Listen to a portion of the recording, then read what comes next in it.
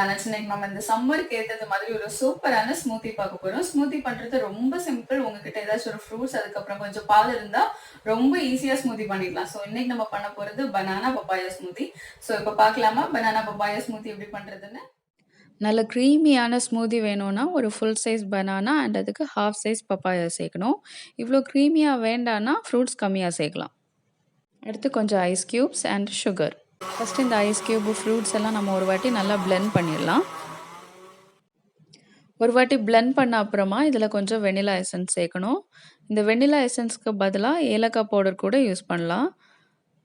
அடுத்தது பால் சேர்க்கணும். பால் இதில் 3 கப்பு பால் எடுத்திருக்கேன். மொத்தமாக சேர்க்க வேண்டாம். ஃபஸ்ட்டு பாதி சேர்க்கணும். அடுத்தது நம்ம மீதி பால் சேர்க்கணும்.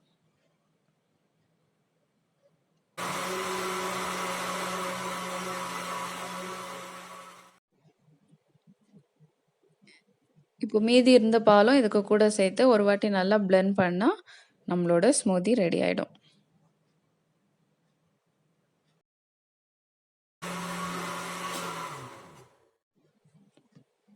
இப்போ எல்லாம் நல்லா பிளெண்ட் பண்ணியாச்சு.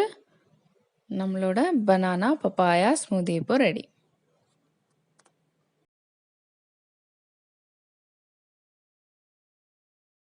கண்டிப்பா இந்த பனானா பப்பாயா ஸ்மூத்தி ட்ரை பண்ணுங்க. ட்ரை பண்ணீங்கன்னா மறக்காம உங்களோட கமெண்ட்டை ஷேர் பண்ணுங்க. உங்களுக்கு இந்த வீடியோ பிடிச்சிருந்துச்சுன்னா லைக் பண்ணுங்க. உங்களுக்கு இந்த ரெசிபி யாருக்காவது ஷேர் பண்ணணும்னு தோணுச்சுன்னா உடனே ஷேர் பண்ணுங்க. இன்னும் இன்ட்ரெஸ்டிங்கான ரெசிபிஸ்லாம் பார்க்கறதுக்கு நம்மளோட டேஸ்ட் ஆஃப் பேனல் சேனலுக்கு சப்ஸ்கிரைப் பண்ணுங்க. சப்ஸ்கிரைப் பண்ணீங்கன்னா மறக்காம நோட்டிஃபிகேஷன் பெல்லை கிளிக் பண்ணுங்க. So next time with another recipe. Until then, take care. Bye bye.